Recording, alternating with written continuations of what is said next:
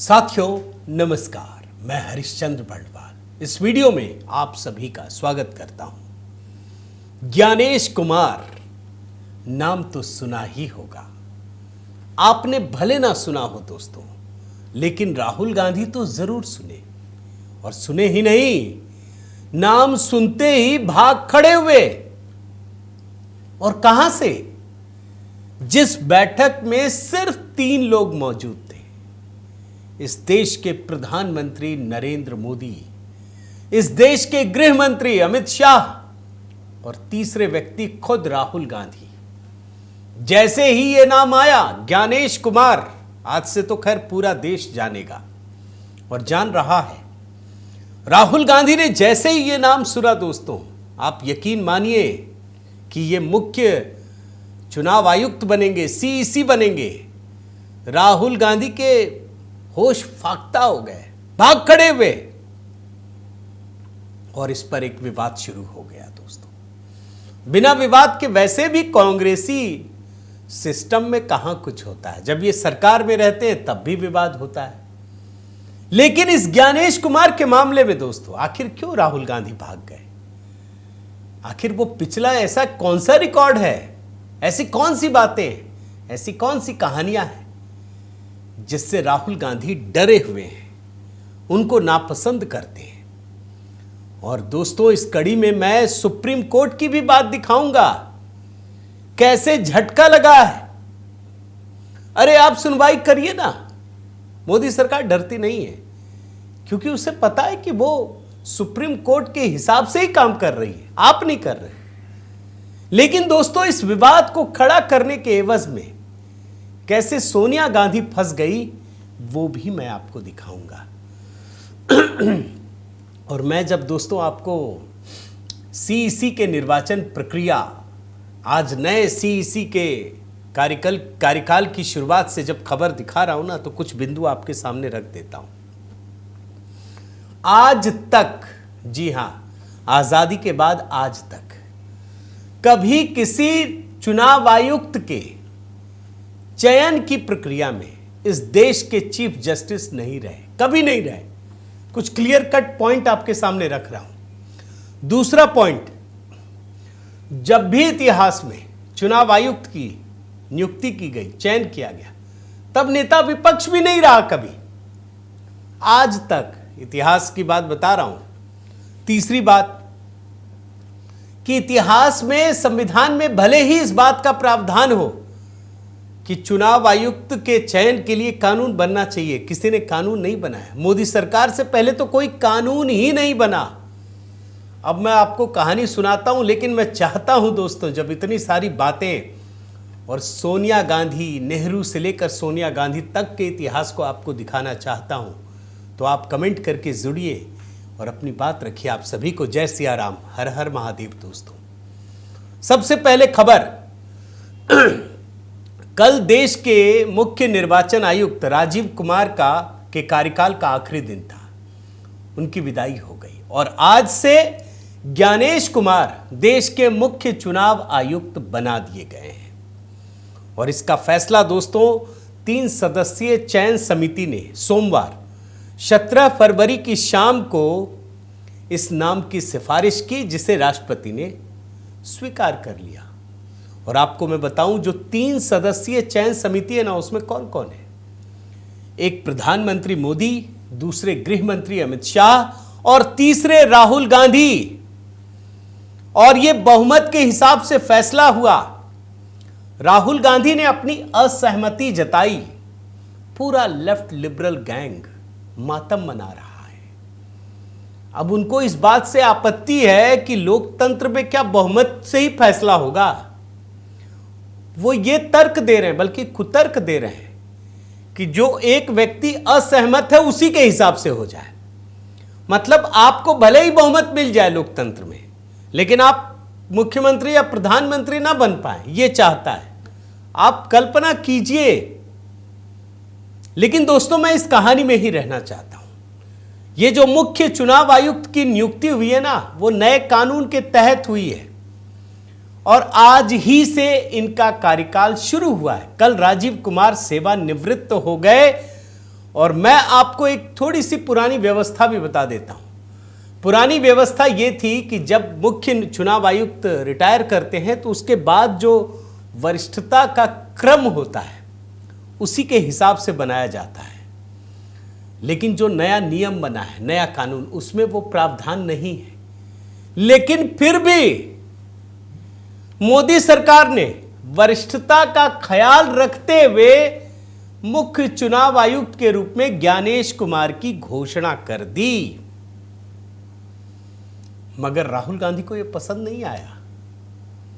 वो मीटिंग में पहुंचे और पहुंचते ही शुरू हो गए। जैसे कोई खारिज करता है ना, आपके पास कुछ होता नहीं है पॉजिटिव नोट्स, सिर्फ नेगेटिविटी। ये नाम नहीं, ये नाम नहीं, वो नाम नहीं, सब नहीं नहीं नहीं नहीं नहीं से। और उसके बाद एक असहमति का पत्र सौंप दिया। जानते हैं राहुल गांधी क्या कह रहे थे? वो कह रहे थे कि ये जो बैठक हो रही है जिसमें चुनाव आयुक्त की नियुक्ति की बात हो रही है, ये असंवैधानिक है, ये सुप्रीम कोर्ट के ऑर्डर का उल्लंघन है। अब कोई राहुल गांधी से सवाल पूछे कि अगर सुप्रीम कोर्ट के आदेशों का उल्लंघन है तो फिर आप क्यों आए? अरे आपसे पहले कांग्रेस की तो दशकों तक सरकार रही। कभी आपकी सरकार ने, कभी आपके परनाना नेहरू ने, कभी आपकी दादी इंदिरा गांधी ने, कभी आपके पिता राजीव गांधी ने प्रधानमंत्री रहते क्या किसी विपक्ष के नेता को इस मीटिंग के लिए बुलाया? आपकी माता जी ने कभी कोई प्रधानमंत्री के पोस्ट पर नहीं रही, वो भी चुनाव आयुक्त की नियुक्ति कर चुकी हैं। क्या उन्होंने भी देश के नेता विपक्ष को बुलाया? आपको तो बुलाया गया। राहुल गांधी भाग खड़े हुए दोस्तों और कहने लगे कि कहने ही नहीं लगे, मैं आपको जो चिट्ठी छोड़ी है ना वो भी दिखा देता हूं। देखिए, ट्वीट कर दिया, कहने लगे बाबा साहेब अंबेडकर के आदर्शों को कायम रखना। अरे भाई, नेहरू जी उनको हराने में क्या कुछ नहीं किया, और ये बाबा साहेब अंबेडकर की याद दिला रहे हैं और कह रहे हैं कि विपक्ष के नेता के तौर पर मेरा कर्तव्य है कि मैं बाबा साहेब अंबेडकर और हमारे देश के संस्थापक नेताओं के आदर्शों को कायम रखूं और सरकार को जवाबदेह ठहराऊं, और ब्ला ब्ला ब्ला ब्ला। सुप्रीम कोर्ट में चुनौती दी जा रही है, 48 घंटे से कम समय बचा। बहुत लंबा चौड़ा लेटर है, आप देखिए ना। लेकिन दोस्तों, आपको मजेदार चीज दिखाता हूं। बड़ी सारी कहानियां हैं छोटी छोटी, ज्यादा समय नहीं लूंगा। अपने जो हमने एक नियम बनाया आपके साथ सहमति से, उतने में ही दिखाऊंगा। राहुल गांधी सुप्रीम कोर्ट के जिस ऑर्डर का हवाला दे रहे हैं वो मार्च 2023 का है दोस्तों। और आप आश्चर्य करेंगे कि सुप्रीम कोर्ट ने जो ऑर्डर दिया उसी के बाद तो ये कानून बना है। 2 मार्च 2023 को सुप्रीम कोर्ट ने फैसला किया था कि सिलेक्शन पैनल में सीजेआई को शामिल करना जरूरी होगा।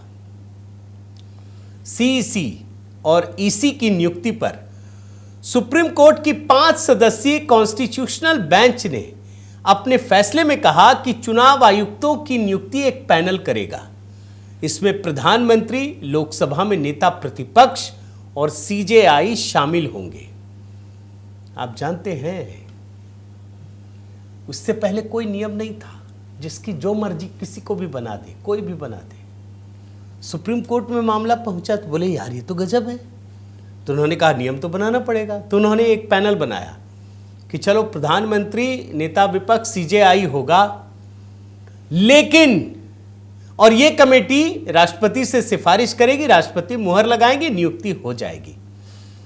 लेकिन उस समय भी सुप्रीम कोर्ट के संवैधानिक बेंच ने यह कहा कि यह व्यवस्था तो तब तक लागू रहेगी जब तक संसद कोई कानून बना नहीं लेती, यानी कानून था ही नहीं। आप समझ रहे हैं इस बात को? सुप्रीम कोर्ट ने देखा कोई कानून ही नहीं है भाई इसकी नियुक्ति के लिए, कोई तो कानून होना चाहिए। और उसके बाद दोस्तों कानून बनाया गया। आप समझिए, 21 दिसंबर 2023 को एक नया कानून बनाया गया जिसमें सीईसी, ईसी उसकी नियुक्ति, सेवा, शर्तें, कार्यकाल सब कुछ लिखा गया। और चूंकि सीजेआई तो कभी नहीं रहा, तो सरकार ने देखा ये तो कुछ अलग सा ही एकदम आ गया है। सरकार ने पुरानी परंपराओं की पूरा ख्याल रखते हुए जो संवैधानिक रूप से मान्य है, और यह कहा गया कि प्रधानमंत्री, लोकसभा में नेता विपक्ष और एक केंद्रीय कैबिनेट मंत्री शामिल होगा। सीजेआई तो पहले भी नहीं था, अब भी नहीं है।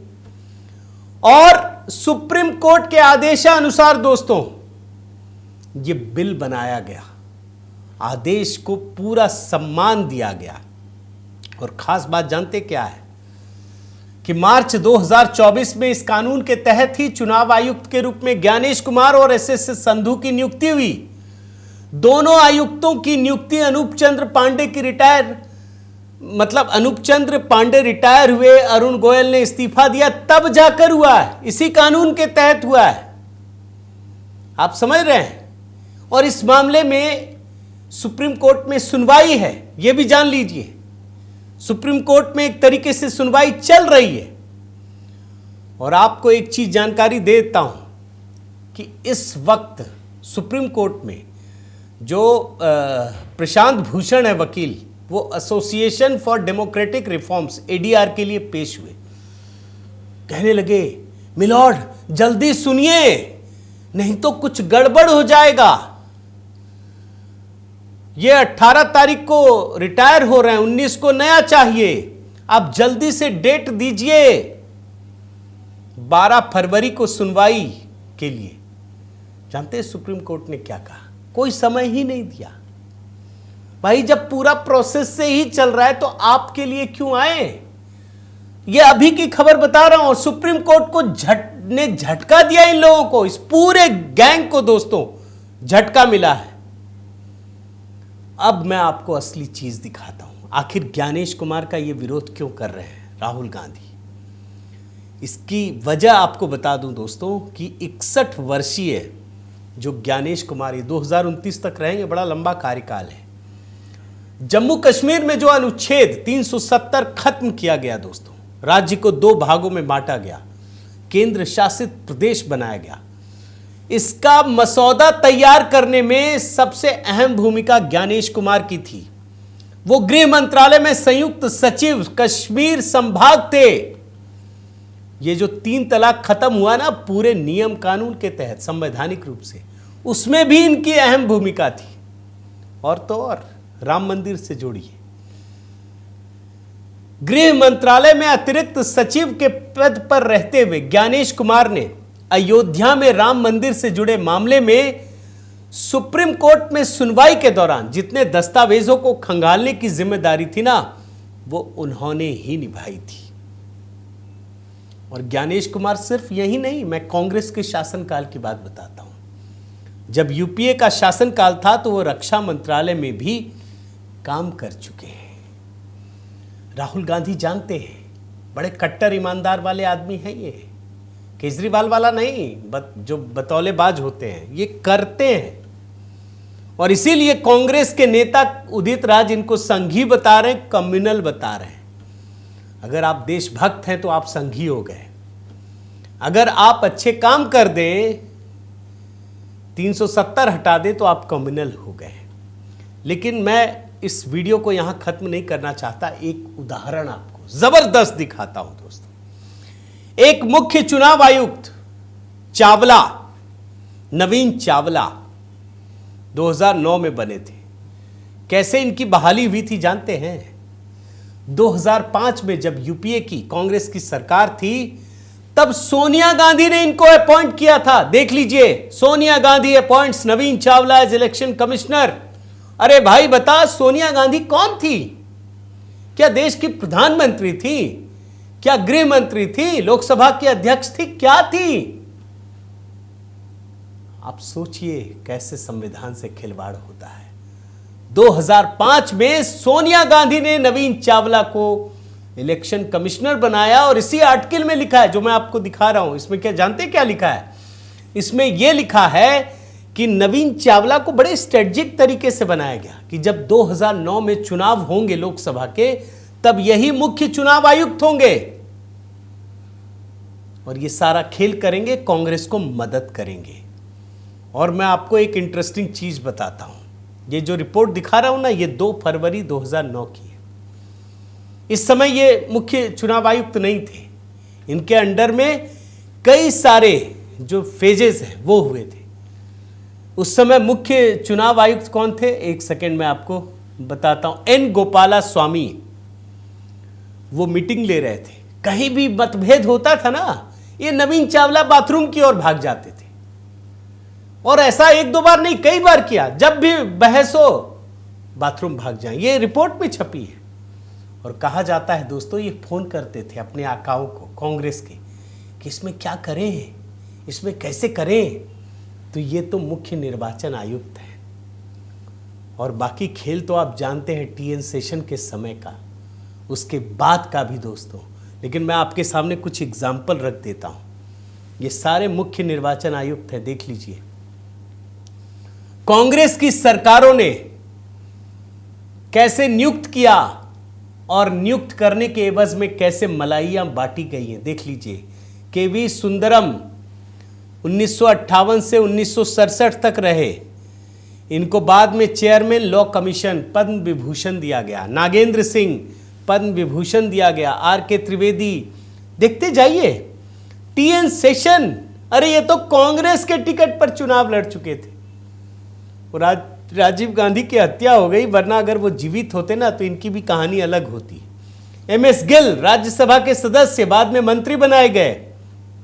लिंगदो कांग्रेस ज्वाइन किया। एन गोपाला स्वामी पद्म भूषण। तो ऐसे लोग दोस्तों, यही राहुल गांधी जिनके परिवार ने चुनाव के सिस्टम से खिलवाड़ किया, संविधान की धज्जियां उड़ाई, वो लोग आज प्रधानमंत्री मोदी पर सवाल खड़े कर रहे हैं। ऐसे सवाल जिस पर खुद उनका पूरा परिवार, उनकी पार्टी कभी न चल सकी। वो संविधान की धज्जियां उड़ाते रहे, आज प्रधानमंत्री मोदी से हिसाब मांग रहे हैं। ये वही बात हुई दोस्तों कि कास्ट सेंसस अपनी सरकार में करा लिया, सब गड़बड़ झाला था। मोदी जी को चुनौती दे रहे हैं, तुम सार्वजनिक करो। देश सब कुछ देख रहा है। राहुल गांधी जी चिंता मत कीजिए, केजरीवाल का हाल तो देख ही रहे हैं ना। समय बड़ा बलवान होता है। उम्मीद करता हूं दोस्तों ये वीडियो आपको पसंद आया होगा, क्योंकि मैंने बहुत सारे आयाम इस वीडियो में आपको दिखाने की कोशिश की है। और हाँ, HB मेलोडी पर दोस्तों आज सुबह ही एक नया गीत शिवरात्रि त्योहार के अवसर पर अपलोड किया है। वो सुष्मिता जी की आवाज़ में है। अगर आपने नहीं देखा तो प्लीज़ आप ज़रूर देखिएगा, कमेंट कीजिएगा, मैं उसमें आपके कमेंट का जवाब दूंगा। अपना प्रेम और स्नेह बनाए रखिए दोस्तों। अगर चैनल सब्सक्राइब नहीं किया है तो ज़रूर कीजिए, लाइक कीजिए, कमेंट कीजिए, बेल आइकन दबाइए। बहुत बहुत धन्यवाद। जय सिया राम।